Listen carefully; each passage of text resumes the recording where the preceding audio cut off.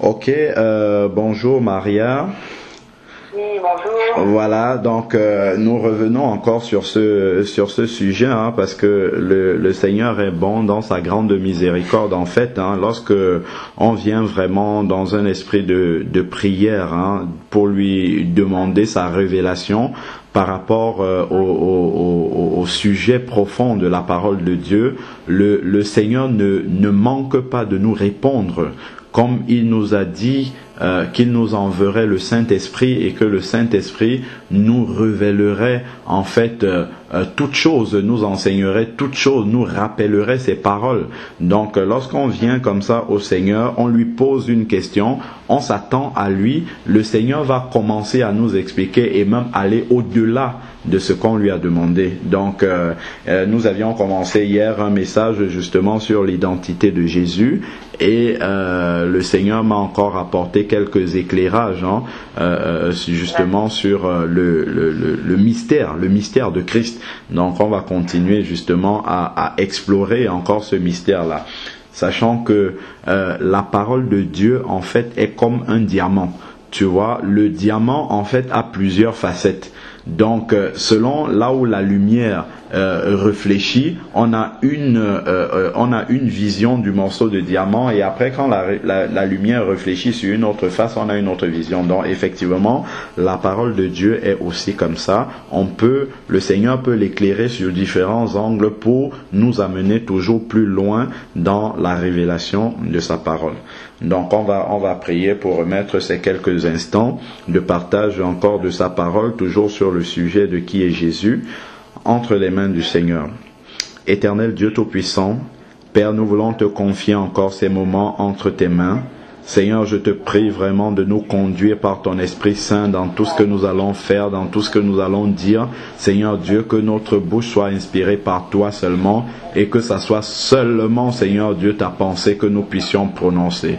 Père, nous comptons uniquement sur toi parce que, Seigneur, nos pensées humaines ne sont pas capables, Seigneur Dieu Tout-Puissant, de sonder la profondeur même de la révélation de ta parole, Seigneur. Voilà pourquoi, Seigneur Dieu, si ce n'est pas toi qui nous la révèle, Seigneur Dieu, nous ne pouvons pas la comprendre. Que ton nom seul soit béni, Seigneur, et que toute la gloire te revienne au nom de Jésus-Christ. Amen. Amen. Alors, donc, le premier aspect, en fait, sur lequel je voulais m'appuyer encore, c'est vraiment cette relation de Dieu, du Père, de Christ et avec le Saint-Esprit. Voilà, donc c'est un peu cet aspect-là que je voulais, que le Seigneur m'a mis à cœur qu'on puisse encore approfondir. Donc, si nous prenons la parole dans le psaume 22 au verset 3. Dans ma Bible, c'est le verset 4. Psaume 22, verset 3 ou 4. Parce que des fois, il y a des versets qui se chevauchent comme ça. Donc, le verset dit: Pourtant tu es saint, tu sièges au milieu des louanges d'Israël. Donc, je vais lire même à partir du verset 2 pour qu'on comprenne bien le tu là, c'est qui? Mon Dieu, pourquoi m'as-tu abandonné? Mes paroles plaintives sont loin de me procurer le salut. Mon Dieu, je crie le jour et tu ne réponds pas, la nuit et je ne garde pas le silence. Pourtant, tu es saint. Donc, on comprend bien que le tu là est mis pour mon Dieu.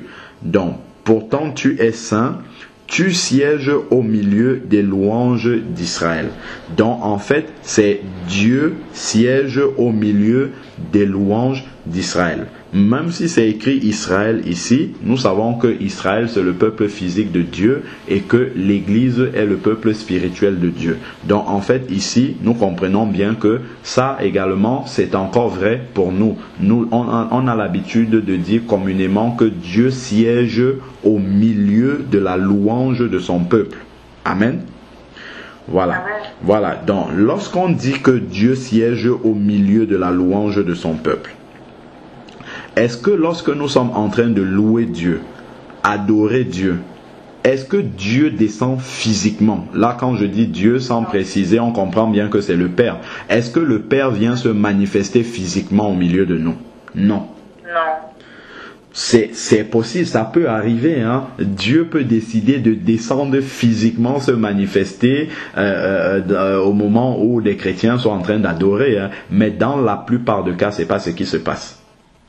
Mais on sait quand même, et ça on le prononce même souvent pendant l'adoration, on dit « Seigneur, tu dis dans ta parole que tu sièges au milieu de la louange de tes enfants. Merci pour ta présence au milieu de nous. » On a l'habitude de le dire. Mais on dit merci pour ta présence au milieu de nous. Mais est-ce que nous avons vu le Père manifester au milieu de nous? Non. Mais comment nous pouvons prononcer une telle parole? C'est simplement parce que l'Esprit de Dieu est présent au milieu de nous. Amen. Donc c'est le Saint-Esprit qui se manifeste au milieu de la louange des enfants de Dieu. Donc lorsque les enfants de Dieu sont en train de louer Dieu, le Saint-Esprit en fait se manifeste au milieu d'eux. Et ça, c'est ça qui manifeste la présence de Dieu au milieu des enfants de Dieu. Donc en fait, le Père ne se manifeste pas à ce moment-là physiquement, mais il est manifeste par son esprit en fait. C'est là qu'on comprend que le Saint-Esprit, le Père, en fait le Saint-Esprit est une autre incarnation du Père qui est toujours Dieu en fait.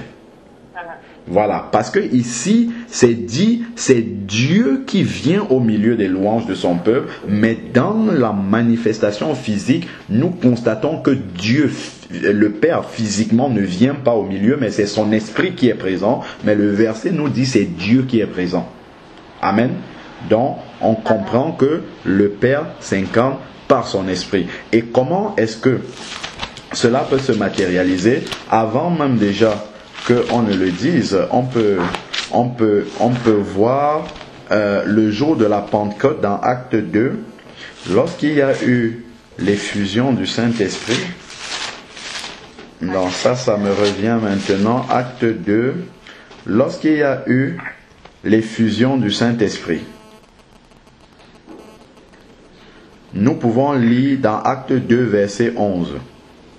Lorsque les 120 ont commencé à parler en de nouvelles langues et qu'ils sont descendus dans la rue, ils avaient reçu la puissance du Saint-Esprit qui avait été promis dans Acte 1:8. Ne vous éloignez pas de Jérusalem, mais vous recevrez une puissance, le Saint-Esprit survenant sur vous, et vous serez mes témoins à Jérusalem, dans toute la Judée, en Samarie et jusqu'aux extrémités de la terre. Et on a l'accomplissement dans Acte 2. Et au verset 11, qu'est-ce qu'il nous est dit?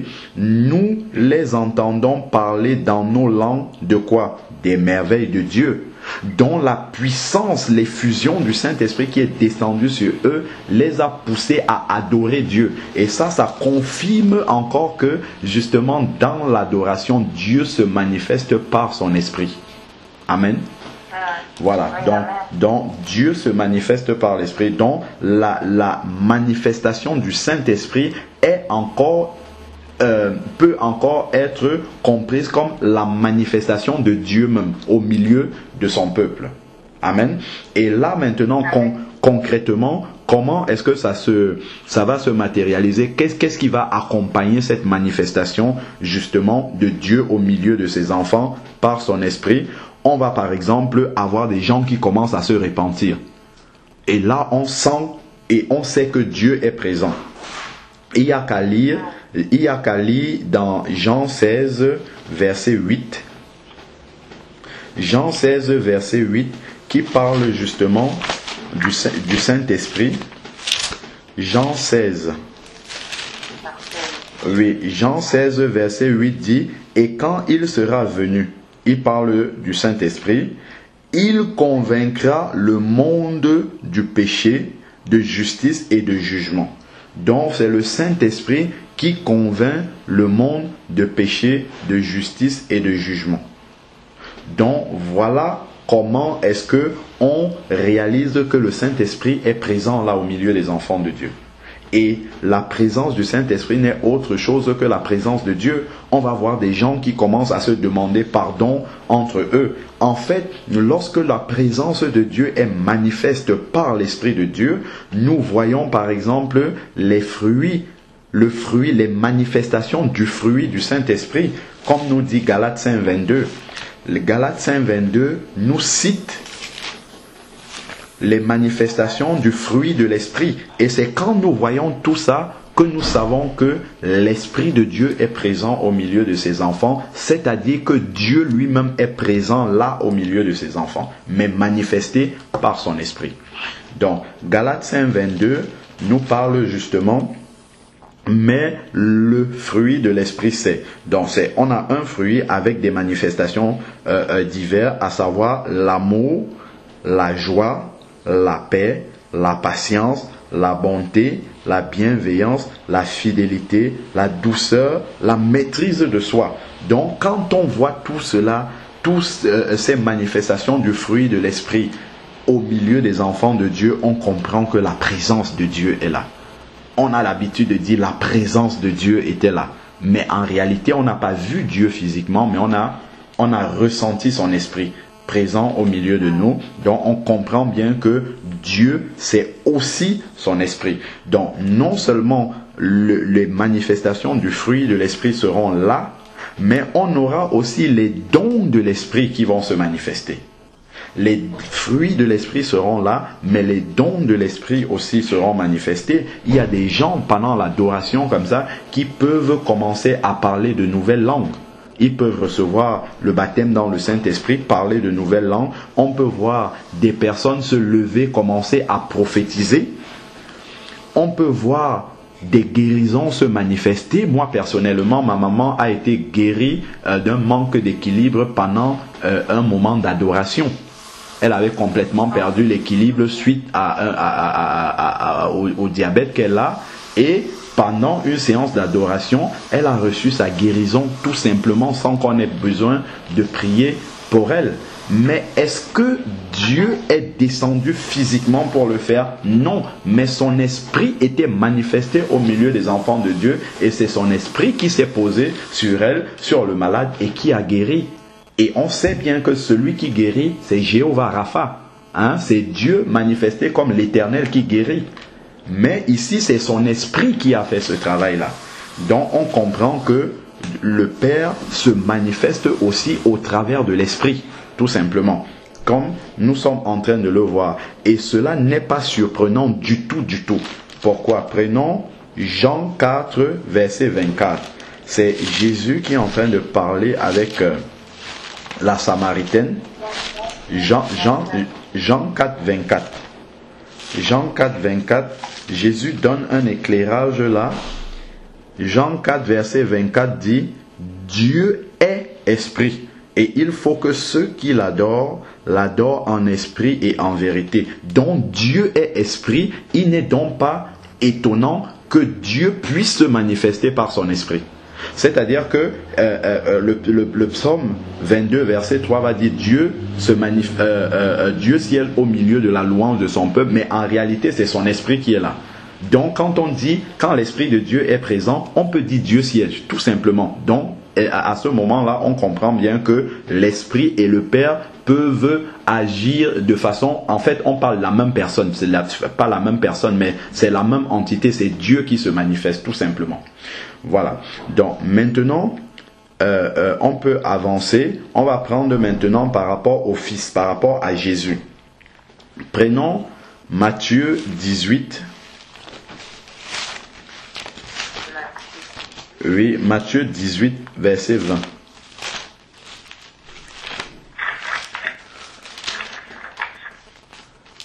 Matthieu 18, verset 20 dit « Car là où 2 ou 3 sont assemblés en mon nom, c'est Jésus qui parle, je suis au milieu d'eux. » Amen. Là où 2 ou 3 sont rassemblés en mon nom, je suis au milieu d'eux. Généralement, quand les chrétiens se réunissent, quand on commence des moments de prière, il y a toujours au moins une personne qui va rappeler ce verset-là, qui va le confesser. Seigneur, merci pour ta présence au milieu de nous, parce que ta parole nous dit, là où 2 ou 3 sont assemblés en ton nom, tu es présent. Mais est-ce que Jésus est physiquement présent, l'a manifesté au milieu de nous? Non. Hein? Jésus n'est pas physiquement manifesté au milieu de nous, mais nous disons merci Seigneur pour ta présence au milieu de nous. En réalité, c'est son esprit qui est présent au milieu de nous. Mais ici, Jésus n'a pas dit mon esprit sera au milieu de vous. Il a dit je suis présent. C'est-à-dire que lui-même, il se confond avec son esprit. Est-ce que tu comprends? C'est-à-dire que le Saint-Esprit présent au milieu des enfants de Dieu, ça veut dire que Jésus lui-même, il est présent là. Amen. Et ça vient renforcer ce qu'on avait lu hier dans Matthieu 28, verset 20, où il a dit « Et voici, je suis avec vous tous les jours jusqu'à la fin du monde. » Mais nous savons que Jésus n'est pas physiquement... C'était Matthieu 28 au verset 20. Là où il a dit, allez faites de toutes les nations les disciples. Après, il a dit, les baptisant au nom du Père, du Fils et du Saint-Esprit. Et il a terminé en disant, et voici, je suis avec vous tous les jours jusqu'à la fin du monde. Donc, en fait, ça nous rappelle en fait que la présence de Jésus, c'est son esprit. Là où 2 ou 3 sont réunis en mon nom, je suis au milieu d'eux. En fait, c'est l'esprit de Jésus, le Saint-Esprit présent au milieu des enfants de Dieu qui manifeste la présence de Jésus. Et dans le verset 20 de Matthieu 18, il n'a pas dit « Mon esprit sera présent au milieu de vous », mais il a dit « Je suis ». Donc, il se confond carrément à son esprit. Donc, on comprend bien que Jésus est aussi manifesté par le Saint-Esprit. Voilà, donc Jésus et son esprit sont un. C'est une seule personne. Et il choisit de se manifester comme il veut. Soit il se manifeste physiquement, soit il se manifeste par son esprit. On a vu par exemple dans Jean 20, après la résurrection de Jésus, qu'il est venu physiquement au milieu des disciples. Jean 20, verset 19. Jean 20, verset 19. Le soir de ce jour qui était le premier de la semaine, les portes du lieu où se trouvaient les disciples étaient fermées, par crainte qu'ils avaient des Juifs. Jésus vint et, debout au milieu d'eux, il dit que la paix soit avec vous. Donc, on voit bien ici que Jésus, cette fois-ci, il est venu là physiquement au milieu de ses disciples, après sa résurrection. Mais maintenant, il dit, là où 2 ou 3 sont réunis en mon nom, je rappelle Matthieu 18 au verset 20, je suis au milieu de vous, je suis au milieu d'eux, mais en fait, en réalité, c'est son esprit qui est présent au milieu de nous. Et nous savons que si tu prends par exemple un dimanche matin, il y a des centaines et probablement même des milliers de cultes qui se déroulent simultanément. Des centaines et des milliers de réunions de chrétiens, de vrais chrétiens qui se déroulent en même temps. Et partout où c'est en train de se dérouler, sont en train de se dérouler ces réunions-là, Jésus est présent dans toutes ces réunions-là au travers de son esprit. Ce qui nous rappelle encore l'omniprésence de Jésus, l'omniprésence de Dieu, parce que ce verset-ci, il ne s'applique pas dans une seule réunion à la fois, il peut s'appliquer, c'est-à-dire Matthieu 18, verset 20, peut s'appliquer dans de multiples et même des milliers de réunions de chrétiens à la fois. Donc, ce qui nous rappelle encore que Dieu, Jésus, est omniprésent. Donc, la théophanie qu'on a eue lors du baptême de Jésus, c'est pas une surprise. Dieu peut se manifester, se multiplier, comme ça, être simultanément à beaucoup d'endroits au même moment. Dans ce cas de figure, au travers de son esprit. Donc, souvent, lorsque les gens sont dans des réunions chrétiennes, on entend souvent dire je sens la présence de Dieu était forte dans notre réunion. Est-ce que c'est parce qu'ils ont vu Dieu? Non, pas du tout. C'est toujours pareillement comme lors de l'adoration, c'est au travers de la présence de son esprit qu'on a ressenti la présence justement de Jésus même, ou même et de Dieu. Donc c'est au travers du Saint-Esprit. Et quand tu vas prendre 2 Corinthiens 3,17, on l'a déjà cité, c'est écrit littéralement, le Seigneur c'est l'Esprit. Le Seigneur c'est l'Esprit. Autrement, Jésus c'est le Saint-Esprit. C'est clairement écrit, et ici, Matthieu 18, verset 20, vient nous confirmer encore comment cela se passe. Amen. Voilà. Donc, on comprend encore l'identité de Jésus ici par rapport au Saint-Esprit. Jésus se manifeste aussi au travers du Saint-Esprit. La présence même du Saint-Esprit est la présence de Jésus directement.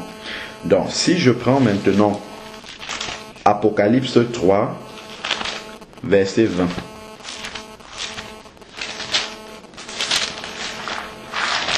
Apocalypse 3, verset 20. Apocalypse 3, verset 20 dit, c'est Jésus qui parle. Il dit, voici, je me tiens à la porte et je frappe. Si quelqu'un entend ma voix et ouvre la porte, j'entrerai chez lui, je souperai avec lui et lui avec moi. Que signifie ce verset-ci? Est-ce que réellement Jésus physiquement va venir se mettre pour frapper à une porte et entrer? Pas du tout. On comprend que, en fait, ici, ça se passe en esprit. C'est-à-dire que le Saint-Esprit va convaincre quelqu'un de pécher. En fait, ici, c'est Jésus qui est en train de cogner à la porte. Et si la personne se repent de son péché et reçoit Jésus dans sa vie, effectivement, le Saint-Esprit va venir habiter en cette personne-là. Et parce que le Saint-Esprit va habiter en cette personne-là, ça veut dire que Jésus est entré dans cette personne, et c'est ce qu'il dit, j'entrerai et je souperai avec lui et lui avec moi. Donc désormais, cette personne-là sera habitée par le Saint-Esprit, c'est-à-dire habitée permanemment par la présence de Jésus. Tu comprends encore que là encore, on voit que Jésus et le Saint-Esprit sont un. C'est-à-dire que Jésus peut se manifester. Il n'a pas dit, c'est mon esprit qui entrera en lui. Il dit, j'entrerai et je souperai. Mais on voit que dans la pratique, en fait, ce n'est pas un Jésus manifesté physiquement qui va entrer, mais son esprit qui va entrer, justement, s'installer dans la personne. Amen. Donc, et ça, concrètement, comment ça se passe? On peut lire 1 Corinthiens 3, verset 16. 1 Corinthiens 3, verset 16.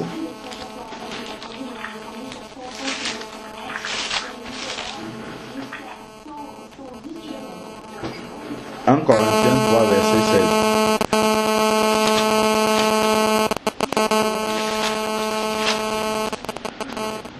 Corinthiens 3, 16. Ne savez-vous pas que vous êtes le temple de Dieu et que l'Esprit de Dieu habite en vous? Donc voilà comment matériellement le verset d'Apocalypse 3, 20 se concrétise. Voilà comment il s'accomplit dans une vie. C'est que le Saint-Esprit vient habiter dans un corps, et ce corps-là devient le temple de Dieu. Voilà, regarde même encore ce qui est écrit ici là. C'est écrit, vous êtes le temple de Dieu. Ici, il ne dit même pas le temple du Saint-Esprit. Il dit le temple de Dieu. Qu'est-ce que ça veut dire? Par rapport à Apocalypse 3, 20, où Jésus a dit, j'entrerai et je souperai avec lui. C'est-à-dire, c'est Jésus. Et ici, dans 1 Corinthiens 3, au verset 16, il s'est appelé le temple de Dieu. Parce que la présence de Dieu est là-dedans. Et Jésus lui a dit j'entrerai. Donc on comprend que Dieu c'est Jésus, et en plus on nous dit ici que l'Esprit de Dieu va habiter en vous, et on comprend que Dieu c'est Jésus et c'est le Saint-Esprit en même temps.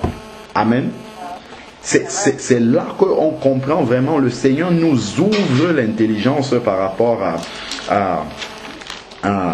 à l'identité de Jésus, de Dieu qui se manifeste comme ça de plusieurs façons selon sa souveraineté. Donc, si je prends maintenant 1 Corinthiens 6 au verset 19, nous sommes toujours en train de voir comment se matérialise concrètement Apocalypse 3:20 où Jésus dit « Je me tiens à la porte et je frappe. Si quelqu'un ouvre, j'entrerai. Je souperai avec lui et lui avec moi. » Donc, on a commencé par voir comment ça s'accomplit dans 1 Corinthiens 3:16. Maintenant, nous voyons également cet accomplissement dans 1 Corinthiens 6 au verset 19. Ne savez-vous pas ceci? Votre corps est le temple du Saint-Esprit. Amen.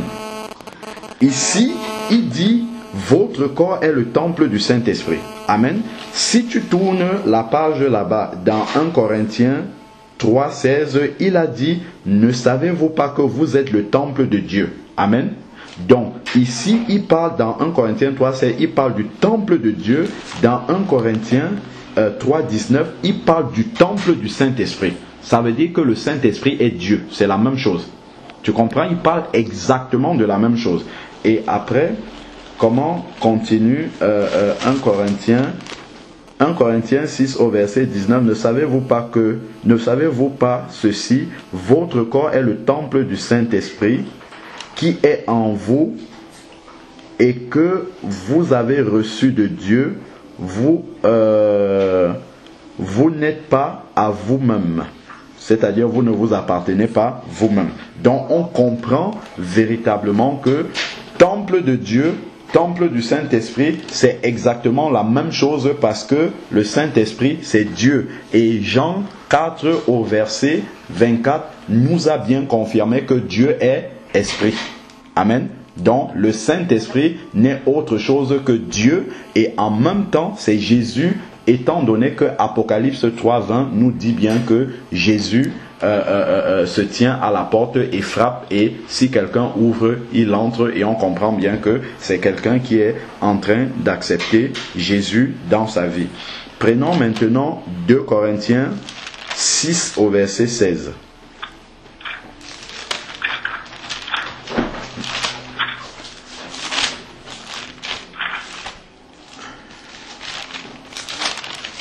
« 2 Corinthiens, chapitre 6, verset 16. Verset 16. Oui, frère, tu sais, avant la fin, lorsque je sais pas quand nous aurons fini, quand tu vas finir de donner les passages, Oui. je vais te dire justement, en fait, moi j'ai très bien compris le moment où, comment dire, par rapport au fait que, comment dire, que Jésus est le Père, Dieu et le Fils ne sont plus les mêmes personnes. Oui. Mais en fait, là où ce que je ne saurais pas, que je n'arrive toujours pas à essayer d'expliquer, si on me pose cette question en me disant oui, Marianne, tu dis ça, mais pourquoi est-ce que ce que je n'arrive toujours pas à trouver comme explication Oui. à donner, c'est si on me pose la question à savoir pourquoi dans ce cas Jésus il s'adresse au Père. J'essaie de trouver les mots, mais les mots me manquent en fait par rapport à cette explication-là aussi. D'accord, ok. Donc je finis juste et puis on va revenir dessus. Alors, donc 2 Corinthiens 3, 2 Corinthiens 6, 16. 2 Corinthiens 6, verset 16. Quel contrat d'alliance entre le temple de Dieu et les idoles? Donc ici encore, il utilise la même expression que 1 Corinthiens 3, 16. Temple de Dieu, et dans 1 Corinthiens 6 au verset 19, il avait dit temple du Saint-Esprit. Le Saint-Esprit est Dieu. Alors, donc, et les idoles. Quel contrat d'alliance y a-t-il entre le temple de Dieu et les idoles? Car nous sommes le temple du Dieu vivant. Comme Dieu l'a dit, j'habiterai et je marcherai au milieu d'eux. Amen. J'habiterai et je marcherai au milieu d'eux. Je serai leur Dieu et ils seront mon peuple. Donc en fait ici, il est bien dit, car nous sommes le temple de Dieu. comme Dieu l'a dit, j'habiterai et je marcherai au milieu d'eux. C'est-à-dire que quand Dieu dit que j'habite au milieu d'eux et je marche au milieu d'eux, c'est Dieu lui-même qui parle, mais en réalité, nous sommes le temple du Saint-Esprit. Ça, comment est-ce que Dieu habite et marche au milieu de nous? Au travers de son esprit qui vit en nous. Donc, la présence de Dieu est en fait matérialisée par le Saint-Esprit, manifestée par le Saint-Esprit qui vit en nous. Donc, autrement dit, Dieu est le Saint-Esprit qui vit en nous en fait. C'est ça qui accomplit ce verset-ci dans notre vie et c'est pour ça que nous sommes le temple du Saint-Esprit. Amen. Si, pour revenir justement aux différentes fonctions justement que Dieu peut revêtir pour venir se manifester à ses enfants, à savoir Père, en tant que Père ou en tant que Fils ou en tant que Saint-Esprit. Alors, si par exemple, imaginons-nous, je suis dans la vie informaticien. Je vais essayer de réexpliquer encore ça. C'est vrai que les exemples humains sont très mauvais parce que justement, ça explique très mal parce que Dieu n'est pas humain. Donc, on peut juste essayer d'effleurer avec nos exemples, mais dans la réalité, c'est pas exactement ça. Mais ça peut nous donner quand même quelques petites bribes d'explication. Donc, je suis informaticien et en même temps, je suis enfant de Dieu. Donc, je vais peut-être réaliser... imaginons qu'en plus de ça, j'étais un caméraman. Je suis caméraman, je suis informaticien et je suis enfant de Dieu. Donc, je vais filmer ici un culte qui se passe à la maison. Je vais filmer un culte. Lorsque je filme, je suis caméraman. Après, à un autre moment donné, je vais peut-être prendre la Bible et commencer à prêcher. Imaginons... je pose la caméra quelque part qui est braquée sur moi. Je vais commencer à prêcher la parole de Dieu. Je prêche en tant qu'enfant de Dieu. Après, maintenant, lorsque le culte est fini, j'ai la bande d'enregistrement. Je m'assois maintenant devant mon ordinateur pour faire un montage. Et là, je vais maintenant utiliser mes compétences d'informaticien pour faire le montage vidéo. Mais autant le caméraman, autant l'enfant de Dieu, autant l'informaticien, tout ça ce n'est que Alain Patrick, tout simplement. C'est Alain Patrick. Bon, maintenant, lorsque quelqu'un va vouloir parler de cette vidéo-là, il aura retrouvé cette vidéo-là, il veut parler de la vidéo. La vidéo, c'est un tout. Dans la vidéo, il y a à la fois la fonction de caméraman qui a dû être mise à contribution pour que la vidéo soit effective. Il y a la fonction d'enfant de Dieu puisque je prêche là-dedans. Je prêche avec la qualité d'enfant de Dieu et en même temps j'ai dû faire un montage vidéo avec mes compétences d'informaticien. Donc lorsque quelqu'un va parler de cette vidéo-là, il va dire le caméraman et informaticien, enfant de Dieu, Alain Patrick, a réalisé cette vidéo-là. Pourquoi il va mentionner ces trois compétences pour qu'on sache que pour avoir le résultat final, il a fallu que ces trois fonctions-là soient mises ensemble pour avoir le résultat final. Voilà pourquoi la parole de Dieu va toujours tenir jusqu'au livre de l'Apocalypse là-bas, qu'on parle bien du Père, qu'on parle séparément du Fils et qu'on parle séparément du Saint-Esprit, parce que dans chacune de ces attributions, chacun de ces attributs-là de Dieu, il manifeste une fonction particulière, il a un travail particulier à faire, il a un rôle particulier à jouer à ce moment-là, mais on comprend que ce n'est que Dieu qui se manifeste comme ça dans ces trois fonctions ou ces trois attributs. Je prends un autre exemple maintenant. imaginons que tu sois étudiant. Bon, je t'ai collé cette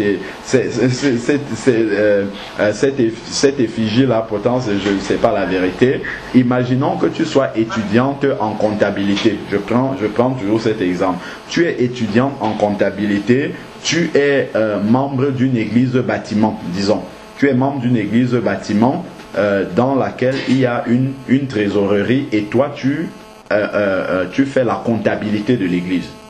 Lorsque tu fais la comptabilité de l'assemblée, lorsque quelqu'un va voir le bilan de l'assemblée que tu as sorti, tu l'as fait avec tes compétences de comptable, mais tu l'as fait aussi parce que tu es un enfant de Dieu de cette assemblée-là. C'est pour ça qu'on t'a confié cette comptabilité-là.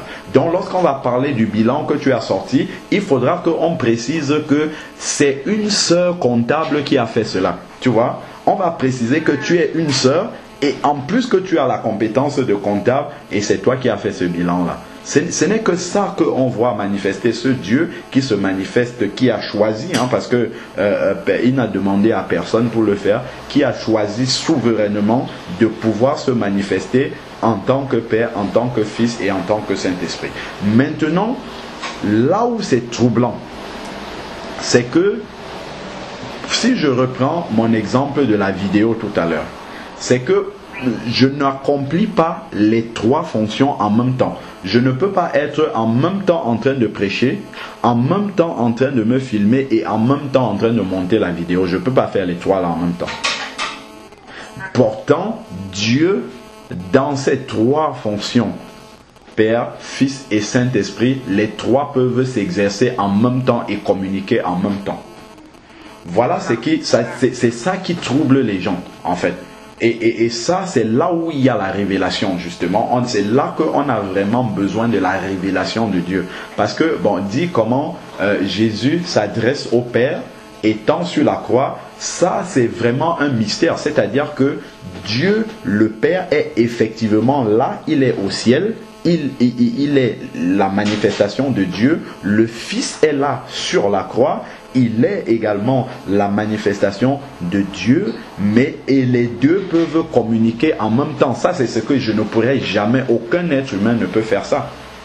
Et c'est là... Effectivement, en fait, c'est surtout ça qui choque les gens. C'est surtout ça que exactement. Là où les gens ils trouvent à ce qu'on leur donne une explication. Pourquoi est-ce qu'à ce moment-là, c'est justement, ils parlent au verset là, parce que donc, bon, tu te dis, bon, comment tu vas commencer à leur expliquer? Non, effectivement, pour la réincarnation, je pense qu'ils peuvent comprendre. Oui. Mais en fait... Au niveau du parler, de la communication, oui. Que là, ils bloquent. Oui, en fait, justement, tu ne peux pas leur expliquer ça, à part leur dire que Dieu est Dieu, et Dieu est omnipotent, et Dieu est omniprésent. Dieu peut s'incarner autant de fois qu'il veut, de plusieurs façons qu'il veut en même temps, et communiquer avec les deux manifestations de Dieu, les théophanies, les deux manifestations de Dieu qui sont là, peuvent communiquer simultanément, et ça c'est un mystère. Et c'est ça qui fait la foi chrétienne, justement. C'est parce que nous, on a accepté que c'est possible, que nous sommes chrétiens et que nous avons la foi chrétienne. Donc ceux qui vont dire que ça là, ce que vous m'expliquez là, c'est une folie, ce qui est normal, la foi c'est une folie. Donc ceux qui vont dire c'est une folie, j'ai envie qu'on m'explique ça rationnellement. C'est pas rationnel, c'est pas possible d'expliquer ça rationnellement. On ne peut que l'accepter, accepter que Dieu s'incarne comme ça dans ces deux fonctions en même temps et que les deux communiquent ensemble et exercent des rôles, des fonctions différentes en même temps. Ça nous dépasse. C'est une folie ça pour nous. Donc on ne peut que dire aux gens que c'est ça que Dieu a accompli parce que Dieu est Dieu et il peut tout faire. Et c'est ça qui montre justement que notre Dieu n'est pas limité. Dieu est capable d'accomplir cela parfaitement et c'est ça qu'il a fait.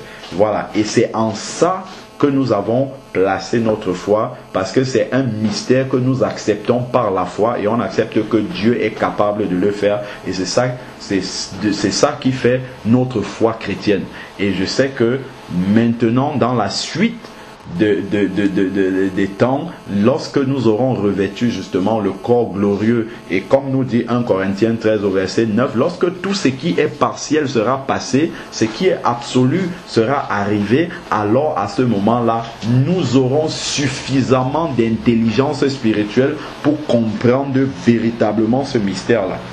Moi, je pense que dans l'être que nous sommes en ce moment-ci, Dieu ne peut pas encore nous révéler exactement, concrètement ce que c'est. Parce que nous n'avons pas une intelligence capable. Même l'intelligence spirituelle ne peut pas encore recevoir véritablement cette révélation-là. Ça c'est une conviction personnelle, hein, que vraiment expliquer ça à un être humain pour qu'il comprenne ce que Dieu explique ça véritablement, même par révélation, on ne peut que l'admettre comme ça, que Dieu est capable de le faire, même expliquer exactement ce qui se passe derrière.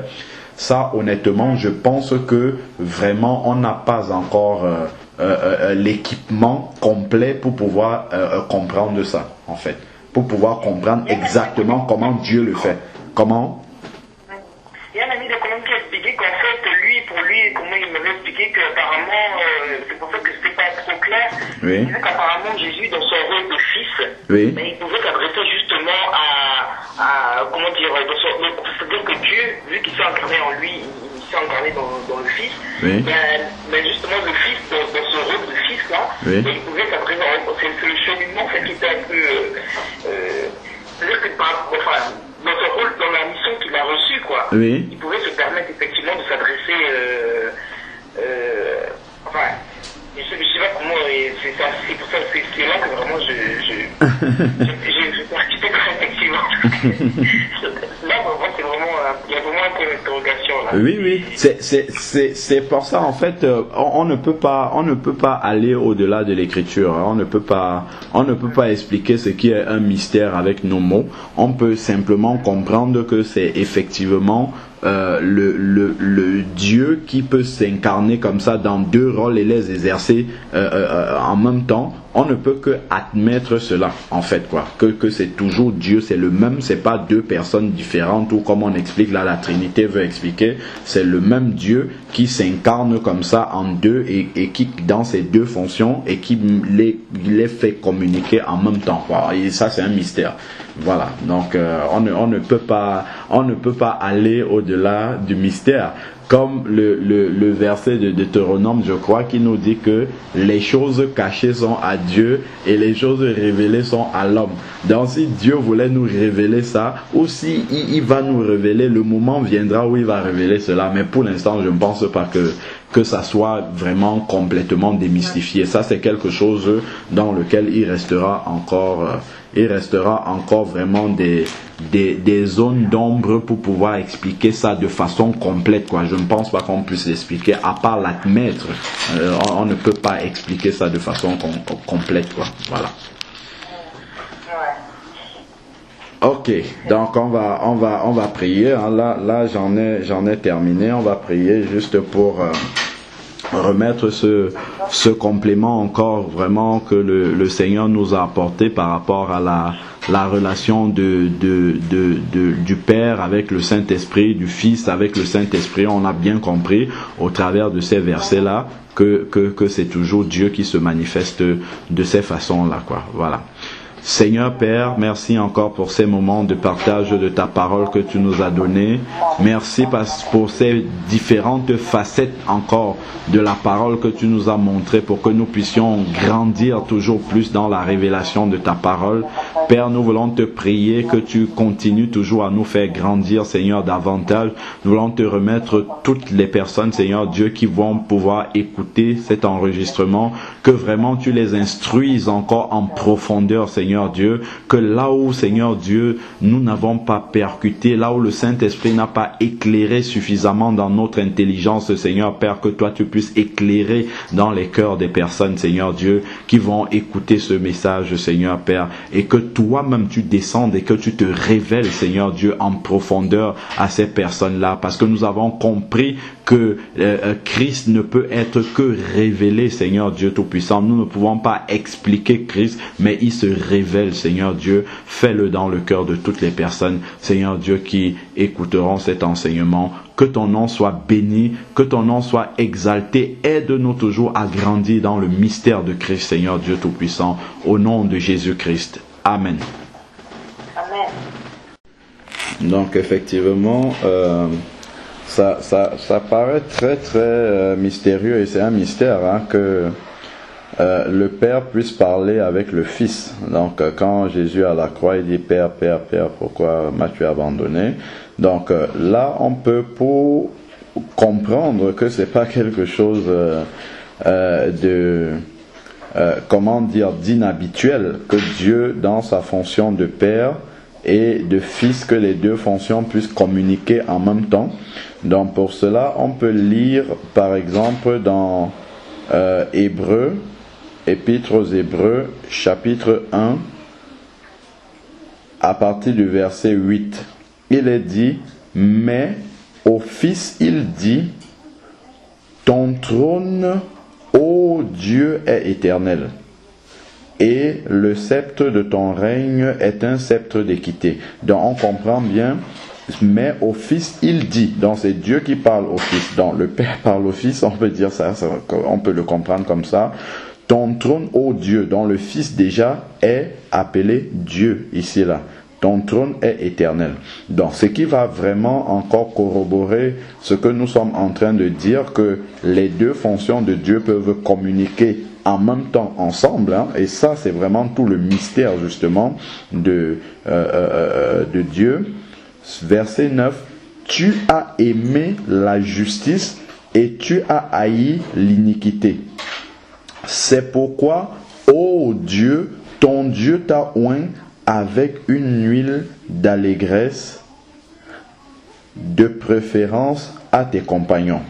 Ô Dieu, ton Dieu t'a oint. Donc on voit ici, on pourrait être tenté de dire qu'il y a deux dieux. Non, en fait, il s'agit d'un seul. Le Père parle au Fils. Ô Dieu, ton Dieu t'a oint. Donc on comprend bien que Dieu, dans son attribut, dans sa fonction de Père, peut communiquer en même temps avec l'attribut Fils sans que cela ne pose aucun problème. Et c'est ce qui s'est passé au moment justement où Jésus était à la croix. Et ça, il ne faut pas oublier Exode 20 au verset 3 qui dit « Tu n'auras pas d'autre Dieu devant ma face ». Donc quand il dit « Oh Dieu, ton Dieu », c'est un seul Dieu qui est en train de parler dans deux fonctions différentes. Les deux communiquent en même temps. Et c'est ça vraiment le mystère qui ne peut être que admis, en fait. On doit l'admettre, et c'est ça véritablement qui fait notre foi. Voilà.